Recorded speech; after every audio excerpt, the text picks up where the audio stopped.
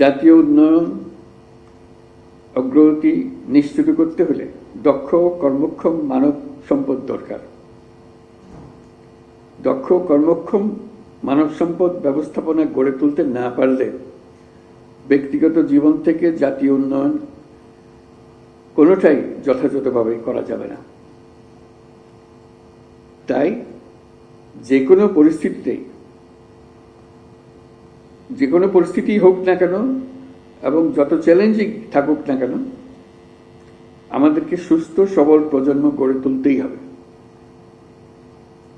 এই জন্য সরকারি, বেসরকারি, সুশীল সমাজ, জাতীয় ও আন্তর্জাতিক সংস্থা, উন্নয়ন সহযোগী সংস্থা, সমাজের সকল শ্রেণীর মানুষ, সকলের সক্রিয় অংশগ্রহণ প্রয়োজন। কেবল পারস্পরিক অংশীদারিত্বের মাধ্যমে এটা সম্ভব। আর সেই কারণেই আজকের আয়োজন গুরুত্বপূর্ণ ও তাৎপর্যপূর্ণ, যেহেতু আমরা সবাই একসঙ্গে, সারা সরকার একসঙ্গে বিষয়টি মোকাবেলা করতে চাই। পৃথিবীর প্রায় সব দেশেই অসংক্রামক রোগ দিন দিন বিস্তৃত হচ্ছে।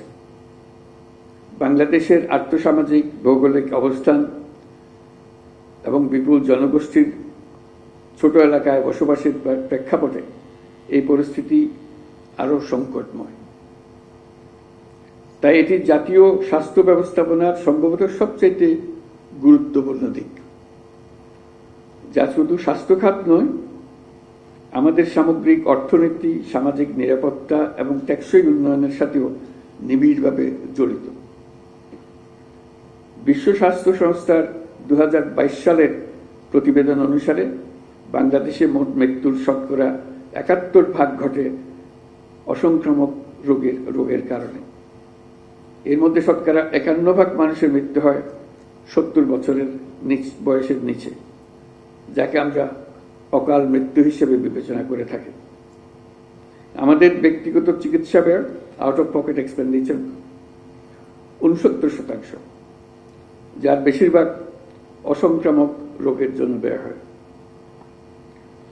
অসংক্রামক রোগ হলে মানুষ উচ্চ চিকিৎসা ব্যয়ের মুখোমুখি হতে বাধ্য হয়। কোনো ব্যক্তির ক্যান্সার হলে তার পরিবারকে আর্থিক ক্ষমতার সর্বোচ্চ প্রয়োগ করতে হয় এবং প্রায় ক্ষেত্রে সহায়হীন, সম্বলহীন হয়ে পড়ে। কোনো কোনো ক্ষেত্রে বিদেশ থেকে অতি উচ্চ মূল্যে চিকিৎসা নেওয়ারও প্রয়োজন হয়। আমাদের বিপুল অঙ্কের টাকা চলে যায় বিদেশে এইসব রোগের চিকিৎসা খাতে। তাই অসংক্রামক রোগের চিকিৎসা ব্যবস্থাপনা যেমন উন্নত হওয়া জরুরি, তেমনি রোগগুলো যেন কম হয় অথবা একেবারেই না হয়, সেজন্য উপযুক্ত জনসচেতনতা এবং প্রতিরোধ এবং নিয়ন্ত্রণ ব্যবস্থা গড়ে তোলা দরকার।